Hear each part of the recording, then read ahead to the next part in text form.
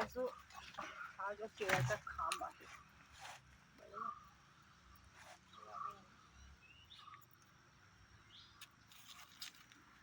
सोडवणार तर असे वळ्या असतात असं आम्ही काढणार हे सगळ्याचे पार्ट वेगळे आणि नंतर मग हळूहळू ओके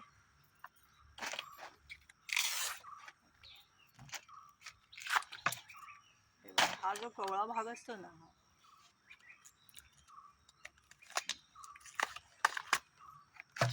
खूप चांगला असतो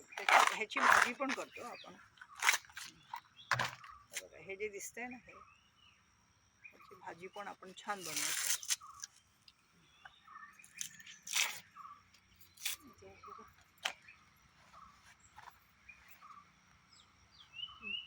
आता मी हे किती काढायचे भाजीसाठी हे विचारून घेते माझ्या फॅमिलीला